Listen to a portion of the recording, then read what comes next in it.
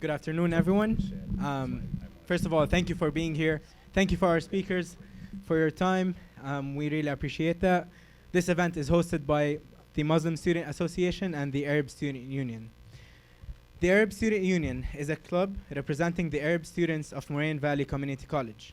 We aim to educate students and the Moraine Valley community about Arab culture and traditions by hosting a various array of events that encourages a better understanding of the Arab world and the Arab American community. Events organized and put together by the ASU involves events such as the A is for Arab exhibition, which was comprised for several panels tackling the stereotyping of Arabs in the pop culture. ASU partners with organizations from the community, such as Team Palestine for PCRF, to bring to campus events like Run for Peace and raise funds for medical and humanitarian purposes for children of the Middle East. The ASU dedicates a lot of its efforts to fundraising, which has allowed it to establish the annually awarded Arab American Excellence Scholarship through Moraine Valley's Foundation. ASU has held many educational events as well on topics such as the Syrian refugee crisis and being young and Arab in the US. And now we have two of our MSA members to introduce their club. Good afternoon. MSA is a club that stands for Muslim Student Association. Our main goal is to unite all Muslim students and create a positive outlook on Islam. Islam isn't just a religion of peace. It is a religion that unifies us all. Our recent accomplishments include starting a donation drive for Syrian refugees.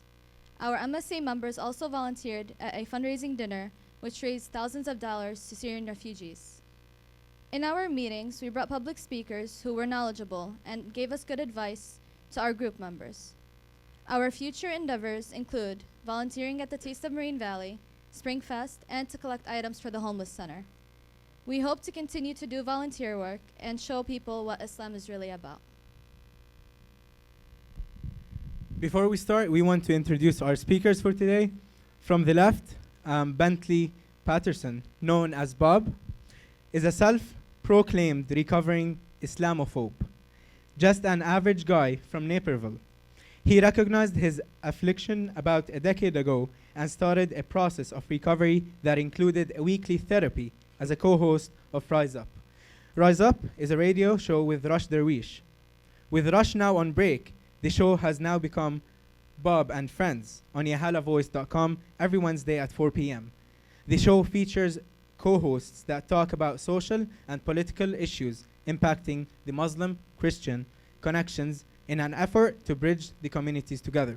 He is grateful for the people in the community who have reached out to him and now enjoys friendships that he didn't think was possible just a few years ago.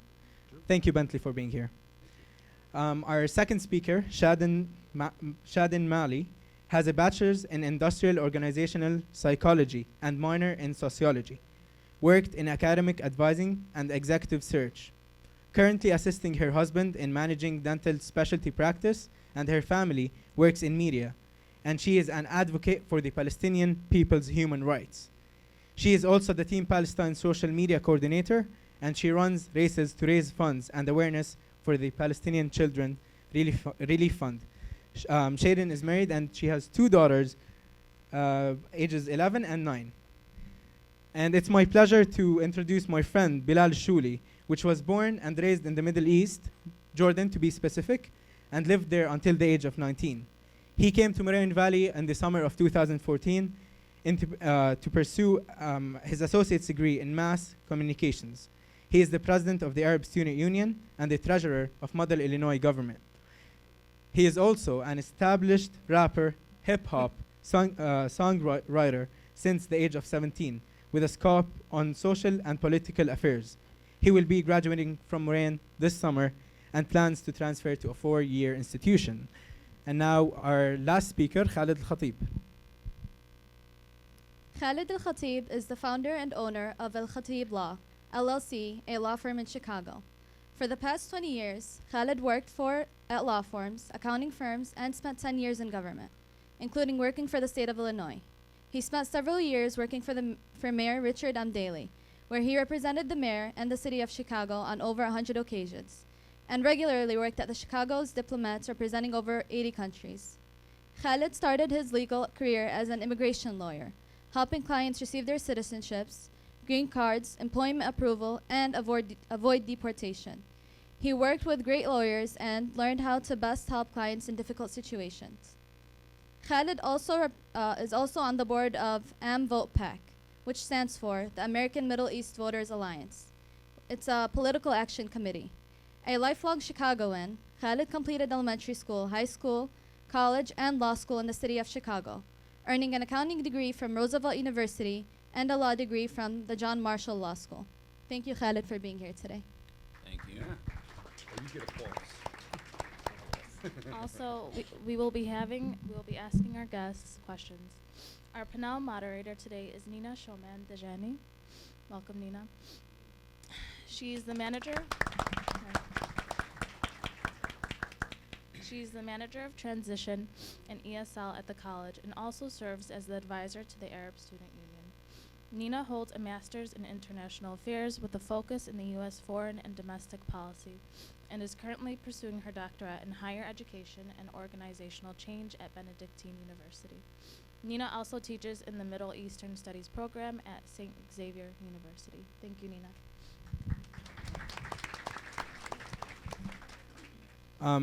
Thank you for our speakers. Thank you for being here.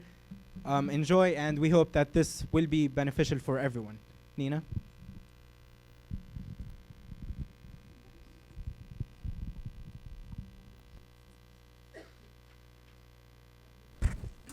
Can you hear me?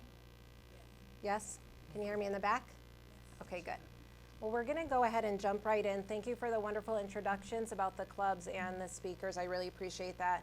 Our students have done a phenomenal job organizing this panel. I want to thank the panel on behalf of myself and ASU and MSA, the advisor for the Muslim Student Association, Shadin Maali, as well as the library on behalf of the college. Thank you for taking the time out of your day, out of your work week to be with us. We truly do appreciate it. So we're going to jump right in. Today's topic is the Arab American Vote Election 2016. We're going to hear from some panelists that are of different backgrounds, different ages, different career paths, and we want to hear what is the Arab American community thinking or Arab American community supporters thinking about this upcoming election. So I'm going to ask a couple of general questions to the panel, and then I'm going to ask some specific questions to each panelist, if that's okay. So if you can just briefly tell me your thoughts on why it is important for the Arab American community to participate in the political process. Why should Arab Americans take the time to be involved and to vote? This is open to any of our panelists. I'll start out. My name is Khaled. I'll start out. I think the best analogy I heard was from Dr. Jim Zugby, president of the Arab American Institute, and he said if you don't vote, it's kind of like not showing up to a football game. The other team automatically wins. So I think that's true of the Arab American community, every ethnic and racial minority community. If you don't participate, if you don't get involved, your voice is not heard, you've lost the game. So that's the best way I've heard it. And let me just say, I've just silenced my phone, and if we can keep the table conversation to a minimum, it'd be a lot easier because it's kind of distracting for anyone who's sitting close. Thank you, Khaled. Thank you. I just want to say the proof of getting involved happened in Michigan. In Michigan, you saw an upset victory happen because of a mobilized Arab community. That was huge. So if you need any example of why everyone should get involved and everyone should get in the process, Michigan's it. Well, since you brought that up, Bentley, and I wasn't planning on showing this till a little bit later, but there was quite a bit of buzz about Bernie Sanders winning Michigan, and the Arab community in Michigan is getting credit for that because of the large population in the Dearborn area. And so since you put together that segue, that was so unplanned, but I'm going to show this quick video. It's a minute and 23 seconds, and it kind of gives you an idea of what happened in Michigan. So let's just watch this real quick.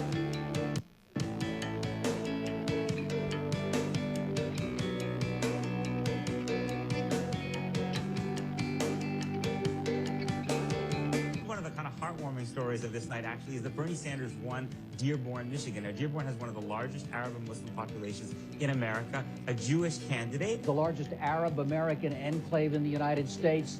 Sanders won, a man who has said just last week that he's proud to be Jewish.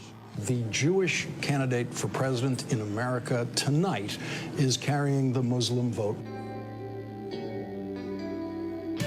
We have been fighting for a lot of the things that Bernie is talking about, not only issues of jobs and income inequality, because a lot of the Arabs who live in Dearborn are blue-collar workers or small business owners, and Bernie is talking about us in a much more inclusive way. Nobody was voting for Hillary.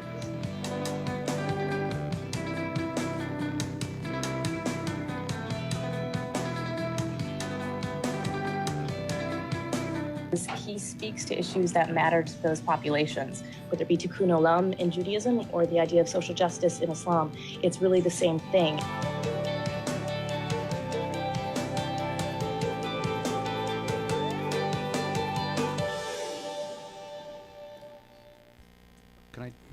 Can I just do a follow-up on that? Sure. What do you guys think? It's awesome, but what that did was that shifted. Anybody who's now going to run a race in Michigan now knows they need to address the issues of the Arab and Muslim community. That's a huge shift that happened because people stood up, rose up, and got involved in the process. It's going to have long-term ramifications, and it's awesome. Other thoughts from the panelists about why it's important for Arab Americans to participate in the voting process? I think you can't complain about what's happening with our policy making and our foreign policies that are implemented overseas unless we vote for politicians that support our viewpoints. So if your voice is not heard by your vote, then you cannot complain. Thank you. Bilal, anything to add?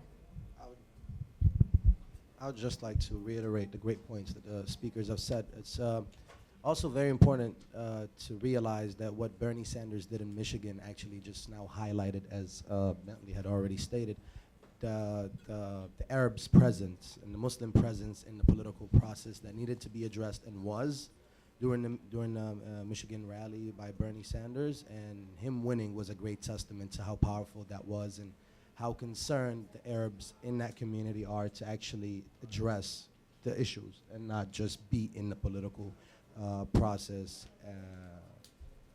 independently, basically. Yeah. So.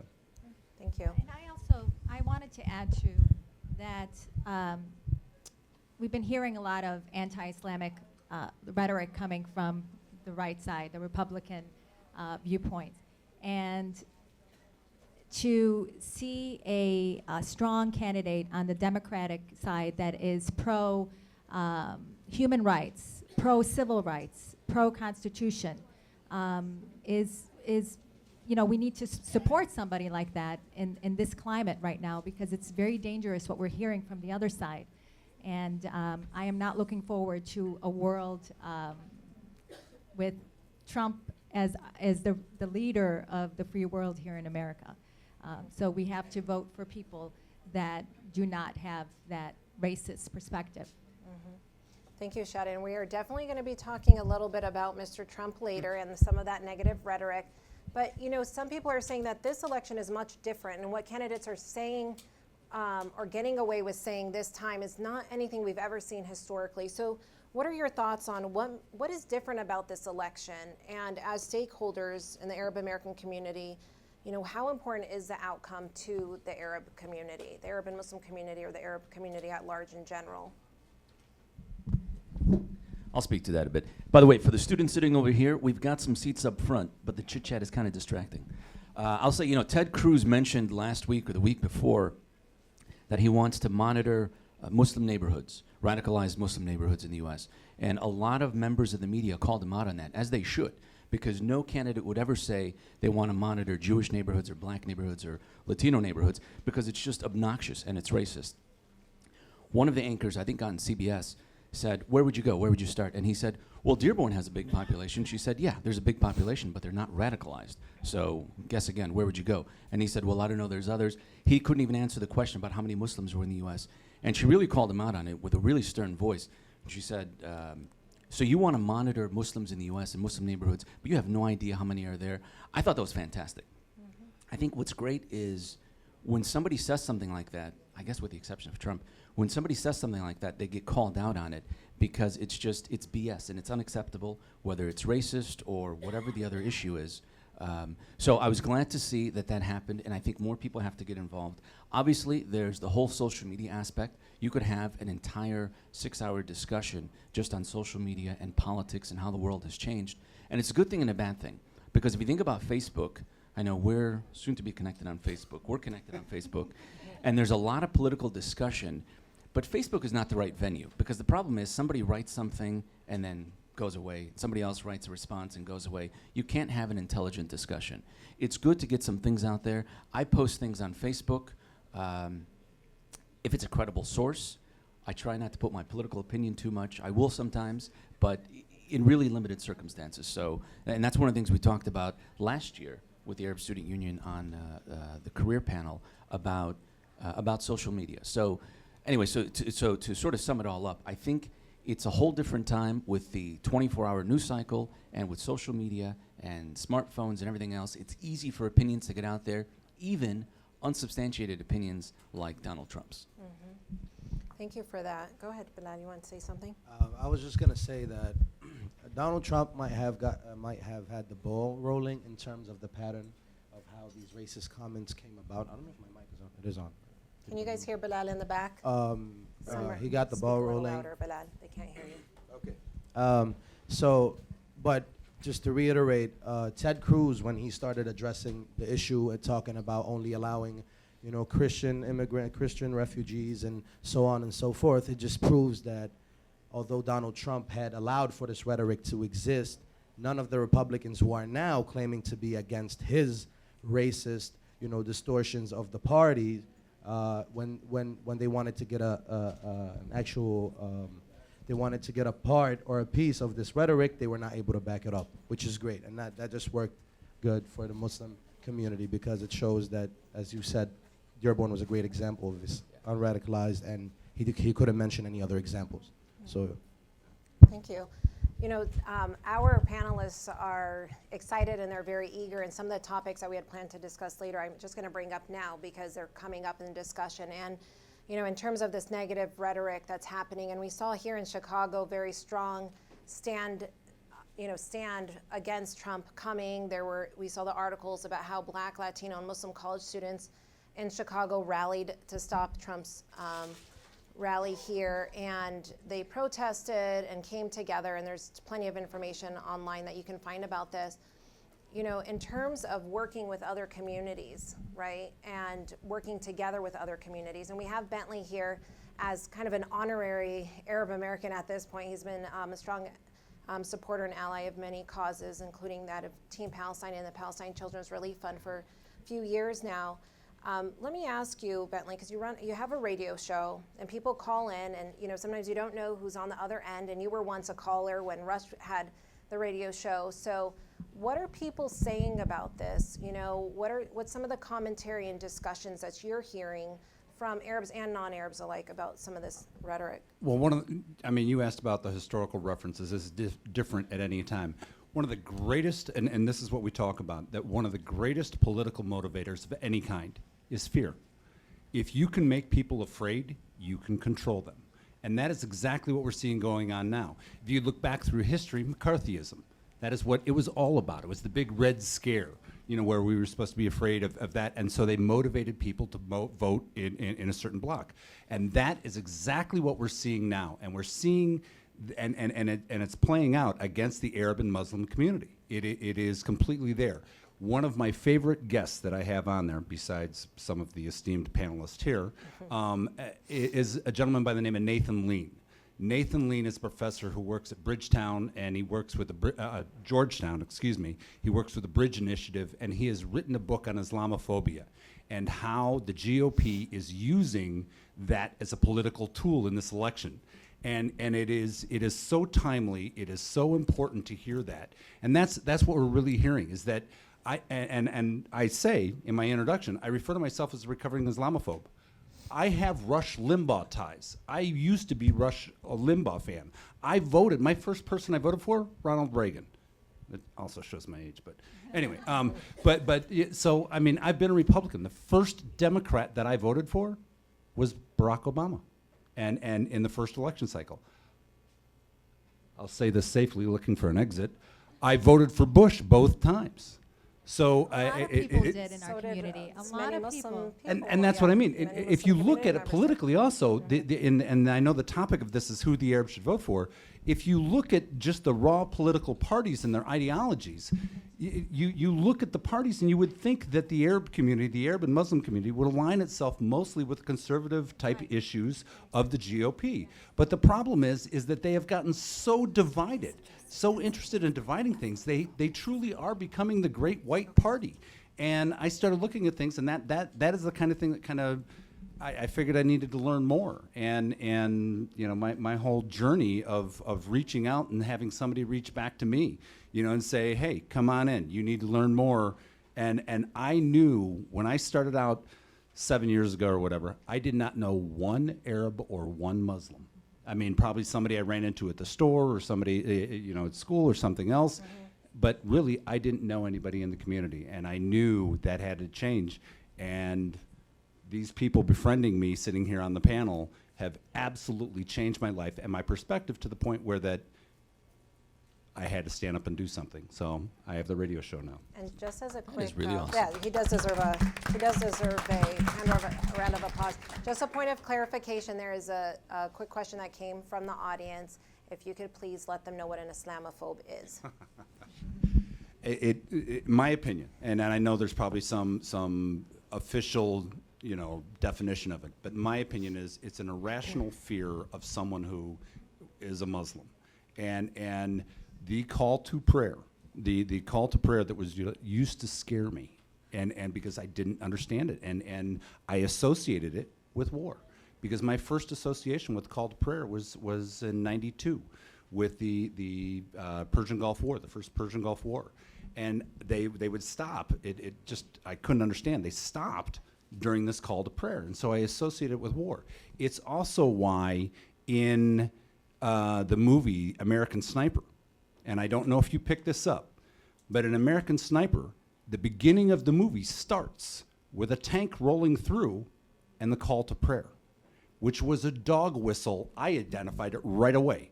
It was a dog whistle to all of us that, hey, you know, that call to prayer is war, and that's, we're at war with Islam. And that's the kind of thing that I just absolutely revolt against, is those kind of messages that we get on a constant basis. That movie ended up being directed by Steven Spielberg, or originally started as being by Steven Spielberg. Spielberg wanted to make it a balanced movie. He wanted to make it from the Muslim point of view, Mufasa's point of view, as well as from the sniper's point of view, and they said no. They nixed him and brought in Clint Eastwood, who did all the one-sided view. So I mean, anyway, So just I for digress a little bit. clarification, he is recovered from that. Recovering. Recovering. He's working on it. And some of you may know Bentley from the community. He often wears a shirt that says, Muslims don't scare me, but Trump does. One of his favorite shirts, so you might have caught him. And, you know, Shadin, I kind of wanted to ask you, you know, as a mom of young girls, and, you know, you have many friends, obviously, like me and Sundus and others that have young children. We hear this rhetoric where our kids are asking us questions. Are your girls coming to you? Are they asking you questions? And what do you say to them when they might hear some of this negativity on the news or, you know, from others? So I have an 11-year-old daughter and a 9-year-old daughter, and my 11-year-old is exposed to CNN daily in her classes, especially in her social studies class. And I'm shocked that right now, with all the anti-Islam rhetoric, that's being shown to our kids. In general, a lot of the language I don't want my daughter to be exposed to. I don't have the news on in the house. I don't listen or watch to traditional mainstream media because I feel like it's so biased. So when my daughters, they have been coming up to me, both of them, asking me why do people hate us so much? And it makes me very sad. I, honest to goodness, did not know how to answer that question at first. I said, I think there's, and I spoke to my husband about it, and we decided that the best way to answer that question is to let them know that there's a lot of ignorance and a lot of fear out there, like Bentley has said. As a matter of fact, Bentley has taken a lot of slack from his family. And I've seen it You only knew. Yeah, I've seen it in his conversations on social media with his family about trying to he's the bridge, trying to connect both communities together to try to show his family and his friends that there is nothing to fear, that the best way to understand is to be friends with a Muslim. But as far as, so I told my daughters that there's just so much ignorance out there, so much fear, that the best way for you to make a difference and for you as a child is to just basically be a good example. And that's really all that we can say to our children, is to just be yourself, be a good example, and hopefully they're getting a lot of ignorant kind of questions too. Like just the other day, a week ago, this really happened. My daughter said that her friend told her, why don't you eat pork? She said, well, it's against my religion. She goes, oh, well, what are you? And Sarah said she was Muslim. And she goes, well, that's weird. I don't understand why you won't eat it. It tastes really good. Yeah, these are No, conversations. really, yeah. But sometimes these conversations come up, they hear, the word Muslim, they don't really think the positive things, they hear what's on the media and so on. So these are real life struggles, and I think for many of us that have young children, these are things that we have to deal with simultaneously, as we as adults are also combating some of that negativity. So thank you for sharing that personal story. And she actually answered. She said, she goes, you have your beliefs, I have my beliefs. Good And for her. we told her that, and she remembered it. And as young as she was, to recognize, to answer it that way, it was very nice, I see some smiles in the audience from some of the moms. Khaled? I want to follow up on kind of what you were talking about with Hollywood and the media, tying into what you asked earlier, Nina, in terms of the Arab American the community getting involved and why they should get involved. Think about a lot of these movies. There's been a little bit of a positive change, and a lot of these struggles occurred in the past with African American and Hispanic representation in movies and on television. And after a lot of complaints and a lot of people saying, why do you have non-Latino actors playing Latinos? Why do you have non-African American actors playing the roles of people? And they change a lot. There's a whole big issue on it. There's a lot of discussion about it. The point is to get involved. So there's a show on the Travel Channel called Bizarre Foods with Andrew Zimmern. A couple months ago maybe, he was in Palestine, and they spent half the show on the Jewish side and half the show on the Palestinian side, and it was during Ramadan, and he showed a lot of foods, and it was a fantastic program. So I emailed the producers. I found it online. I emailed the producer, and I just said, I think that was great. It was balanced. I like that you had half and half, and you had a couple different families. I think he was with one main family who was a chef, and all the food that they made, and I said, I recognize the food. It was portrayed very well. At one point, there was a jet that flew over, and he said that's not a commercial jet, and I thought that was pretty cool. Andrew Zimmern, by the way, is Jewish. I don't know how religious he is, but that's beside the point. The point is, it was a very balanced program. Anybody who's watching it in Middle America could see Palestinians eating normal food, regular families, especially there. So I emailed them, and I think that was at midnight. By the time I got up in the morning, she'd responded and asked if she wanted me to, if I wanted her to forward the email to Andrew, and I said, absolutely, please share it with him and share it with the whole staff. And I think it's important that they hear from us, because if they hear positive things, that's good. They're going to say, hey, there's an audience out there. Because I can bet you, I can guarantee you, they get a lot of response from the other side of people saying, why are you portraying them as normal people? You know they're all animals. You know they're all crazy. And that happens a lot. So every single vote, every email, every letter counts. And I've done that a bunch of times with people.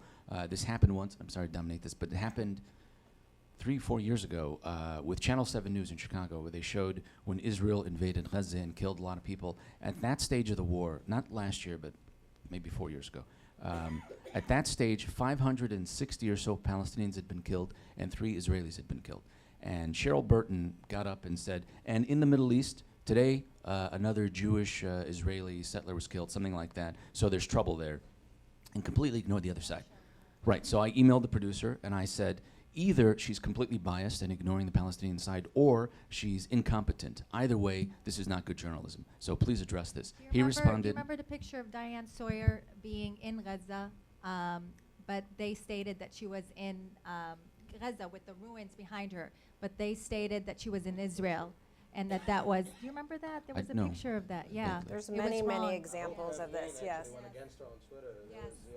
She had to apologize for, And that's important. So every vote counts. So with this Channel 7 producer, he responded right away and he said, I apologize, we'll address that right away. So I took that email, his email address, and I sent it to 50 or 100 people and I said, please email them, let them know that you're watching, because every newscast, every food program, every movie, every elected official, every candidate, every single one counts. And if you stay home and you don't vote or you don't get connected or don't do anything, you're part of the problem. And I just want to say two things in response to that, Khaled. You know, Khaled did two things. He showed, you know, how connected the Arab community is to issues overseas. So we pay very close attention to U.S. foreign policy and how elected officials respond or vote, their congressional records and things like that, and how they react to issues in the Middle East, right? Many of us are first generation, and we have family overseas, and so even a program where you may see, you know, misrepresentation, not only as an American do you care just for, you know, the unbiased news broadcast that you want to see, but also you feel a connection. And this is something that Arab Americans traditionally pay attention to when there's an election. And then the second thing also is about advocacy. You know, just writing a letter or sending a quick email. Many people feel very overwhelmed with how to get involved. I'm not really sure, I'm not really an activist, I'm not someone that's too involved in politics, but just by sending an email or, you know, a simple letter, that can make a difference. And so thank you for sharing that.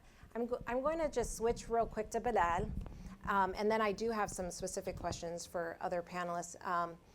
I wanted to ask Bilal. Bilal is here as an international student from Jordan, and he doesn't have the right to vote, unfortunately. And I know we have many of our ESL students here today, and some of you may have participated in the voting process, and maybe some of you are hoping to do that in the future. I'm wondering to you, Bilal, you know, what is your take on the election? What does it mean for your future or the future of international students, depending on who gets elected? Are you worried that you may or may not have a place here? And why do you think youth should be involved? And, you know, just kind of as an observer, what's your take on this? Basically, I don't behave like I'm an observer for some weird reason. I'm always talking about it and I'm always reading about it.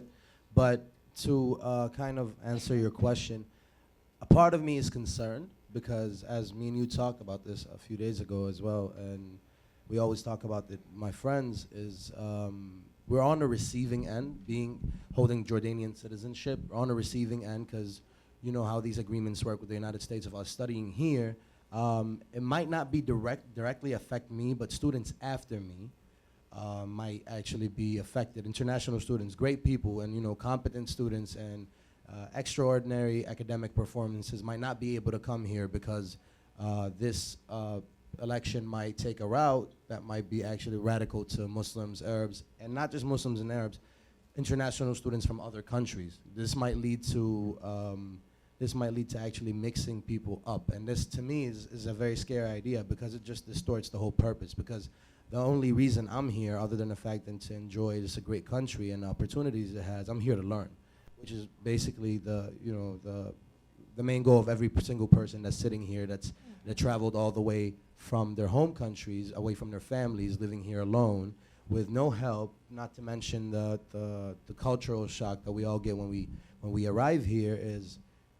We're basically here to study. We're here to learn, and that's one of the only, I'm not gonna say the only, just one of the only reasons that students, you know, hang on and kind of persevere here and eventually really thrive and do well here. It's because we're here to study. So I think, yes, I am concerned, and I'm afraid that it might actually affect us, our viability here as international students, so yeah. Thank you, Mr. Sorta. Round of applause for that. And it's not only the community here that's paying attention to the election. You know, Arabs throughout the Arab world and in the Middle East. And internationally, this election is being paid attention to. And I heard a report the other day on the radio on NPR. One of the journalists was in Tunisia interviewing folks on the streets, and kind of post-Arab Spring there and what life is like. And he interviewed a young schoolboy at one of the high schools in Tunisia. And the young schoolboy says to the American journalist, "Are you feeling the burn?" And so he says, this kid was, born and raised in Tunisia in high school. Many critics are coming down very hard on Tunisia for being, they say, a breeding ground for recruits for ISIS. And he said, this kid, you could have plucked him out of any American high school, and they are paying attention to what's going on, and and they want to see positive outcomes as well, because it obviously does affect our foreign policy who's elected. So, Bentley, you wanted to say something. Well, I wanted to go back to advocacy. Yes. And that the importance, we talk about the national election, we talk about the presidential election, but we forget about how important the local election and our local official is. Anybody tell me who the local representative is for the U.S. Congress in the area for Bridgeview? Anybody know? Dan Lipinski. For the Bridgeview area. Dan Lipinski is a Democrat, and you would think, okay, therefore he should be good. Dan Lipinski voted against the Syrian refugees. He was one of 47 Democrats to block them. Within 4 weeks of that vote, he had the gall and the audacity to come to the ADC, the Arab Democratic Club luncheon, and stand up there and say about how we have to stand together. Out of respect for the people that invited me, I almost threw a size 14 shoe at the microphone. He was going to get up. I was sitting next to him and Yes. say, "Why did you vote against the refugees coming into our country?" It- He was it- going to say, and we had to stop him because we wanted to respect him being here. I did. I wanted to respect the people who invited me, but it just blew me away. How could this guy who voted against the Syrian refugees stand up a few weeks later and ask for their vote and saying how we have to stand together? What a hypocrite. I couldn't believe it. So advocacy, you pick up the phone and you call him and you call everybody in his campaign. He's got 3 offices here. He's got 1 in D.C. You call his offices and you say, never again, son. You are not going to do this, not on my watch. And that's advocacy. That is getting involved. Because trust me, had that man voted against the Jewish community, you probably wouldn't have been able to make a phone call into his office for the next 3 days. His email would have just flooded out and shut down. It would have been incredible.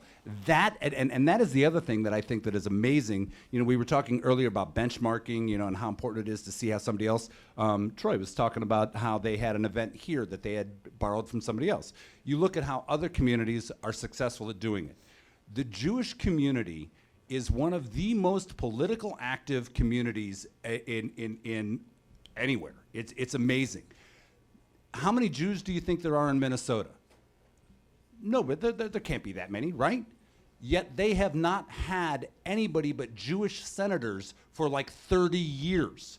How that happens is they get politically involved, and they get in there, and they get moving, and they do things, and they rise up. And that is why I got involved with Rise Up, because the community rises up, marvelous things can happen, and people will have to listen, people will have to respond, and that's what has to happen on a local level, on a local, global level. I want to follow up on that point that Bentley just made about getting involved and talking to your state representative. I think Kelly Burke is the state representative, so she's in the Illinois House, and Dan Lipinski is the U.S. representative in the Congress, and he took that office from his father. His father's name, I forget his damn name. Senior. Was it? Yeah, Lipinski Senior, who was there for a long time. And I remember I met with him about 20 years ago through ADC National. We went out to Washington, D.C., and it was meet with your local representative. So we met with him, we told him about some issues, and there was something about discrimination at the airports, and he said, it might have just been hot air, but he said, if you have evidence of that, we'll take action. But we didn't have evidence then, but I think that was before the internet. But the point, or it was about the time it just started in '94. So, but the point is, you have to get involved. And I've heard some elected officials say, especially when it comes to foreign policy, on the international level, they'll say, we vote for something, we vote pro-Israel, for example, and we get 100 letters or emails or whatever, phone calls in support. And you don't hear from your community. we might hear one. Whether they vote for or against, you guys, if you don't speak, you don't exist. And that's true, taking it back to Hollywood. If you think about movies about the mafia, about the mob, about the Italian mafia, almost every single movie is going to have, you're going to have the gangsters who are Italian, and then you're going to have an FBI agent whose name is Angelo Russo, and he says, my grandparents came here from Italy, and you're a disgrace to the Italians, you give us a bad name. So there's a balance. With a lot of other movies, I haven't seen American Sniper, but a lot of other movies, there's no balance. So you have to send letters, emails, phone calls, and say, listen, damn it, this needs to be more balanced. This is a stupid movie, and it's unbalanced, and you have to be vocal. You should still be diplomatic, but if you add the word stupid, it's much stronger. And if I may, most of these films actually grew to what they became today, balanced, and they present this balanced argument is because so many after the whole gangster and mafia films in that era, so many Italians and Spanish people, Hispanic people joined the authorities, joined, you know, whether it was the police departments, so on and so forth, which forced filmmakers, one way or another, to respect that. Although, as we said, we've seen the other day with the chief of police in New York, and he mentioned how he had 900 Muslims in his whether between New Jersey and New York as in officers, and still we don't see any of that positive representation in the films. And that, my point is to reiterate how advocacy is very important, and to be connected, and to always state your opinion to those and address it to whom it actually concerns and who can actually make a difference. Yes. Well, advocacy, and each of us is an ambassador. So we have the Arab American Police Association, where there are 60 or 70 members, and there's Chicago police, suburban police, state police. I know there's some FBI and Secret Service agents, but I'm not sure if they're in the group. But there's a lot out there. I think more people need to know about that. More people need to know about Arab Americans who served in the U.S. Armed Forces. More people need to know about Arab Americans who are physicians, who are teachers, who are attorneys, who are your next door neighbor, who are your friend, who are your classmates. So each of us is an ambassador. So think about that. If you have somebody, in Bentley, if you want, maybe you can talk about this from your experience. If you've never met an Arab American or a Muslim, for example, and you met somebody who was a big jerk, that's all you're going to know, right? And that's each of us. If I never met anybody from New Jersey, and I meet somebody from New Jersey who's loud and obnoxious, I'm going to say, those New Jersey people are loud and obnoxious. And I'll give you a real example. When I was younger, because I'm not as young now, but when I was younger, when I was in high school and college, I used to always make fun of people from the South because of their accent, because they're not that smart, because whatever. And part of that I admit it was completely 100% ignorant on my part. I got that from television and movies. When I started law school, some of my best friends and the smartest people in our class were from the South. They were from Tennessee, they were from Georgia, from Alabama, from Texas, and one of them was practically crying, and she confessed, you people in North, you think you're so smart. You think that we're so dumb in the South. And I felt like such a jerk, and I felt really bad, and I realized, holy crap, they are some of the smartest students, and because of this BS in the movies, I bought into it. And that's exactly what's happening right now with Arabs and Muslims. So think about that. Yeah. Well, imagine what the world would think if all they ever saw of us here in America is the ghettos and the projects and the stupid South people, Southern people, like you were just saying. Of course they're not. They would think that we're all ignorant, we're all racist, we're all violent. And like you were saying, that's not the case. That's not the truth. But yet, that's all they see of us. The Muslims, all they see is ISIS and the ones that are socio-political terrorists, not that represent our religion. And I just want to add something. You know, Khaled, you brought up, Bentley brought it up, and then you kind of piggybacked on it. You know, historically, you know, Arab Americans being involved in politics or people of Middle Eastern descent, Muslims, it's not new. We just don't necessarily hear about it. We don't see those images. I recently gave a workshop on Arab Americans and stereotypical images here at the college. And one thing I talked about is it's not only that there's negative stereotypes in the media and U.S. popular culture, but there's a lack of diversity, right? We don't see the doctors and the politicians. And just last night in my class at St. Xavier's, a group of students did a presentation on notable Arab Americans, and one of the pictures that they had in their slideshow was of Ralph Nader. And Ralph Nader was a potential presidential, he was a presidential candidate, could have been the president, and he's of Lebanese descent. And there has been some involvement in Chicago and other places in the country. And recently there's a new group called AmVote PAC, semi-new, and I know that you're on the board there. So Khaled, if you could just touch on, briefly, a couple minutes on local politics, the importance of being involved in local politics, and historically you're a native of Chicago. Can you tell us a little bit about the work maybe with Mayor Daley or in the community at large, some organizations that have existed and some of the work that's been done that many of the audience members may not know about? AmVote is a new group. It's the American Middle East Voters Alliance. I've been on the board. I think we just formed in the past year and a half or so. We had our big event a couple months ago. Prior to that, I was, guys over here, there's an echo over here to the left. Excuse me. Psst.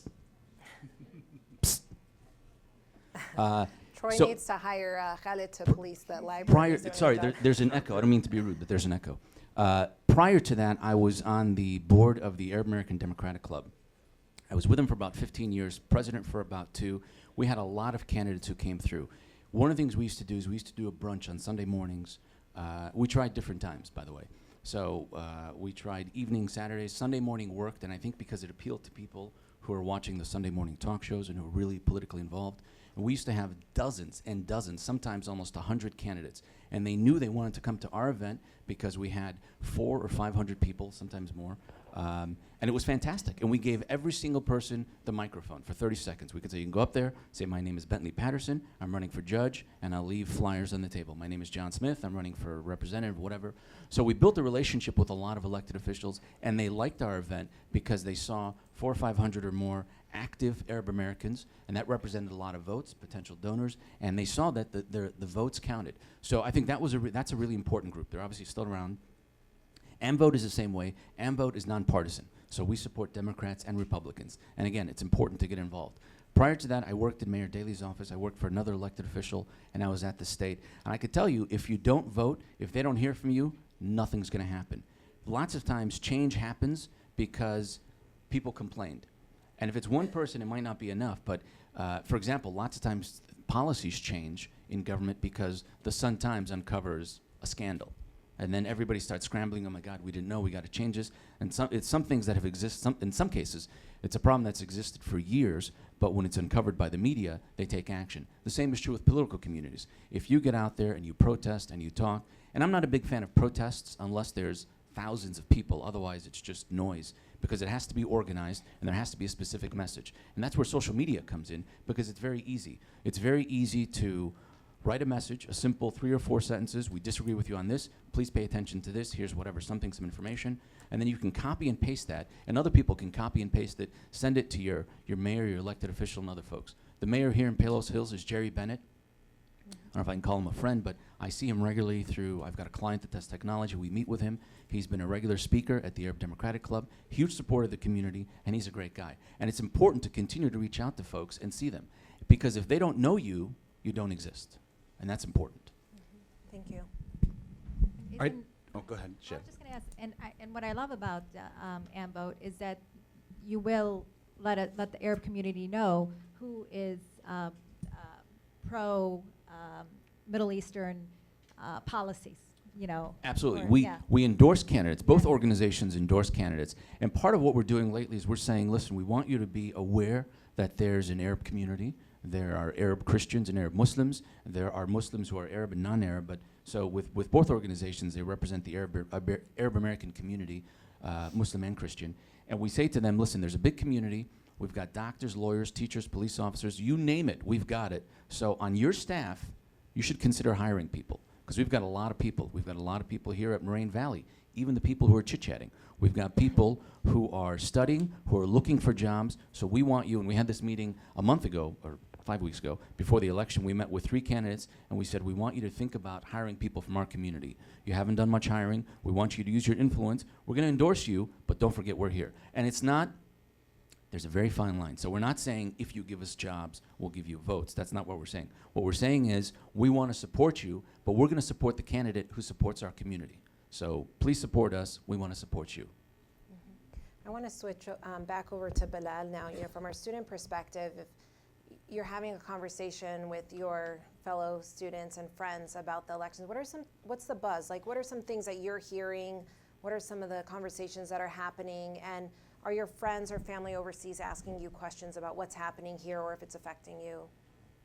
Yeah. Okay. That's a good question. Thank you, Nina. Well, to start here, I would like to first just just pay homage to the students that are here, the non-Arab students that are very understanding, very aware, as opposed to I've been to New York a few weeks ago, and I see how most people look at Arabs still, although New York is a really it's a melting pot. And here in our small community, we have people that are so aware, and this all, of course, traces back as well to Moraine and how there's a lot of diversity when it comes to student civic engagement, which is incredible. And that's why here I haven't been having a lot of problems at Moraine. I actually feel at home fully. Can you tell them about MIG, about your involvement with the model Illinois government, just since you're on the topic of here? Me and a few other students from the Arab Student Union as well had participated in the Model Illinois Government, which is basically a simulation of the Illinois Congress. And we just had the annual simulation in Springfield last month. It was in February, end of February. And we actually got a chance to see how the political process is carried out by senators and House representatives. For example, me and Kareem, we were in the Senate. He was a Republican, I was a Democrat. But yeah, and it was incredible. We got so many questions, and even those students that were participating were also very aware. Some of them weren't, and we had the chance to have really constructive, conversations. And I think it's just phenomenal that you have these students from Jordan, and Ramiz was with you guys as well, also another student from Jordan.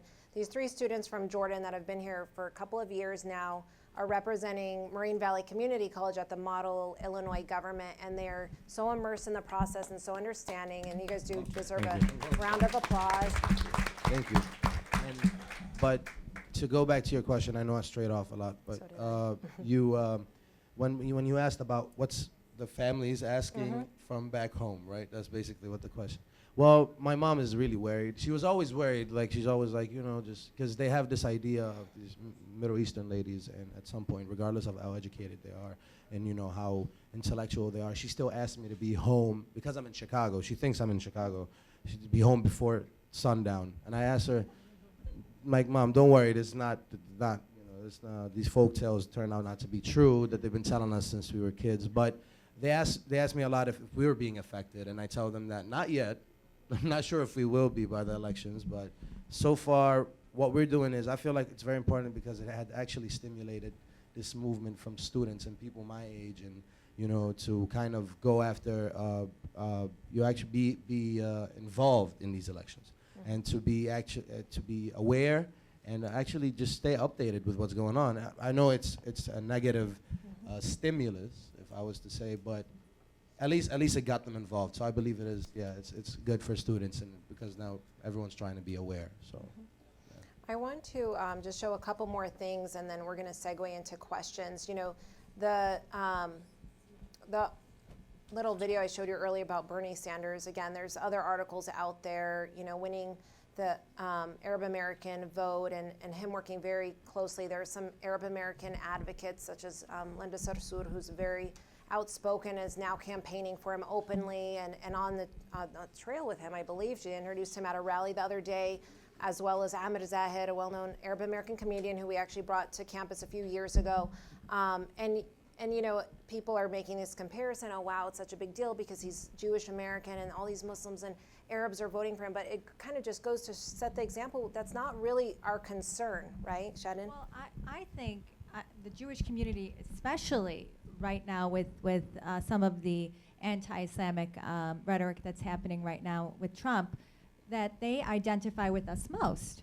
Because back in around World War II, Hitler was saying the very same exact thing about the Jews, that there was a lot of division, and Hitler blamed the Jews for the economic conditions of Germany, and he basically branded them just like Trump wants to do with us. The Muslims, wants to put us in a database and separate us.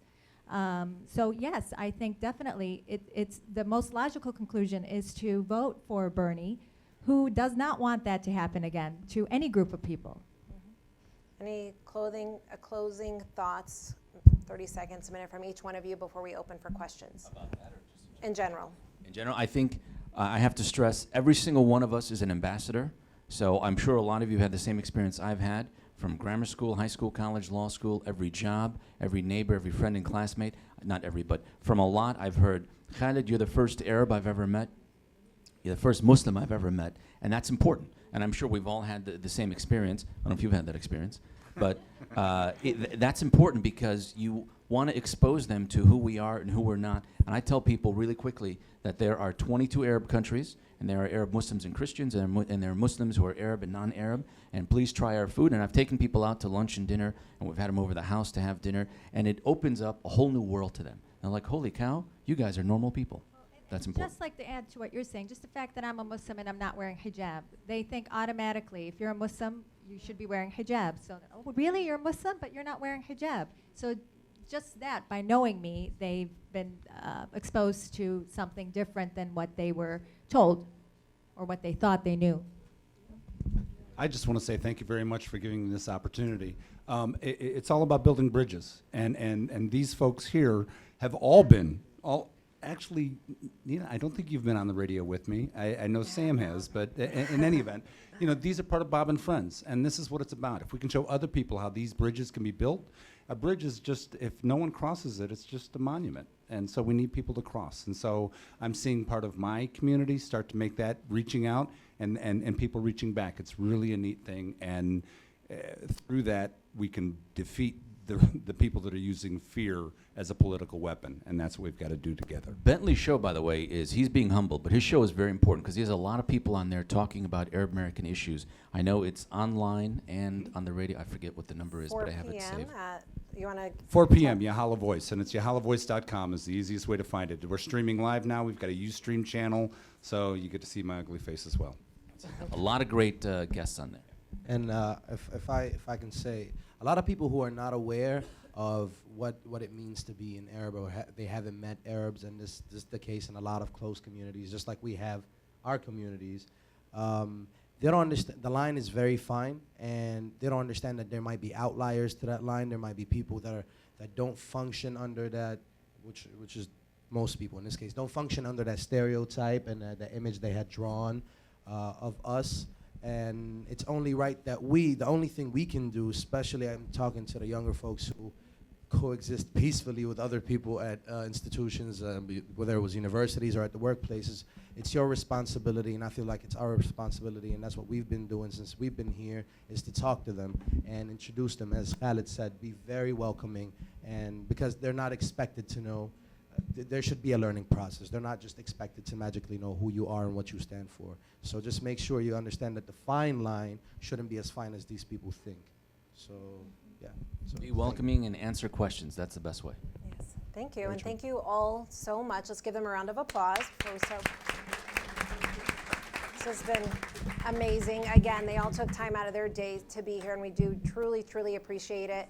Before you get up, because we're not quite done, there are some questions that people have. So we're going to open it up to the audience. Any questions that you have for the panel, or if you have a general question, I know that there's a hand in the back. And I have a mic. So raise your hand and I'll come to you. Yes, raise your hand and Troy will come in. Please remain quiet and respectful of those that are asking the questions, and as the speakers speak, I'd really appreciate that. Thank you. So you guys never mentioned anything about Hillary Clinton, and she's the worst between all candidates. You guys mentioned about Trump, but Hillary has more chances to win than Sanders. And right? the other person we didn't mention was Cruz. Yeah. I mean, Cruz, he has one of the biggest Islamophobes ever on his staff, Frank Gaffney. And so that man is frightening. Cruz scares me even more. And people will ask me, who, and part of the topic here is who's the best person to vote for. In the primaries, I advocated voting for Donald Trump. Does anybody know why? Cruz is one of the reasons. Go ahead. No, I was just going to say, because what you're saying about Cruz, if you favor, support of Muslims, he's the last person that you want. And Trump was the easiest to beat. If you wanted a Democratic candidate, I mean, you didn't want Cruz, you didn't want, he was Trump's the easy, slam dunk. I mean, he's got 70% negative women ratings already. That's a landslide. So vote for Trump in the primary. Vote for Trump in the primary because you set him up as being it's Operation Chaos in reverse. But so I mean, you know, and these are kind of the political games you got to play. I mean, you've got to think things through on who to do it. But you're absolutely right. There are many negatives on many of the candidates. You're kind of picking your worst poison, or the poison to which you have the best antidote to. And so yeah, you're right. You can point the negatives out of many of the campaigns. You know, you said nobody mentioned Hillary. I think that's a very good point. And I know the topic here is who's best for the Arab American community. This presentation could easily be 10 hours long, and you could do so much on each candidate. I'll tell you who I voted for. I voted for Bernie Sanders because he's the first person ever, I remember, presidential candidate to not go to AIPAC and to criticize AIPAC and to say that the Palestinians have rights. And I think just generally speaking, he seems like a very sincere, decent person. So I think for me, it's going to be Bernie or Hillary. But I like what Bernie stands for. All the things he's done, it's for the people. So the question for you is, that each of you has to ask yourselves, is what's the biggest issue to you? Is it foreign policy? Is it student debt? Is it unemployment? Is it discriminations? All these things at the federal level. There are a lot of different issues. For me, Bernie was the best person. Got a Any quick other question. thoughts on that? First off, is this on? Can everybody hear me okay? Just a quick question. First off, thanks so much for coming. Your voices are very much welcomed here at Moraine Valley. Outside of the election, what are some of the general ideas that you have about what would be the best candidate, whether it would be foreign policy, domestic, as Muslim Americans? You mean outside the presidential election cycle? Like outside of the election that's going on right now, just in general, what are some of the things that you would support in a candidate in any election, being Muslim American? So more issue related as opposed to name related. Okay, Yeah. well, for me, I'll just say really quickly, for me, it's about the Palestinian-Israeli issue. So I would vote for a candidate that I would feel would give less support. I think they're all going to give support to Israel, but I personally would vote for someone who would give less support to Israel. Because we all know the apartheid and the human rights violations that are happening over there. I do not want my tax money to support that kind of inhumane treatment of any group, but especially to Palestinians, because I have a personal connection with that.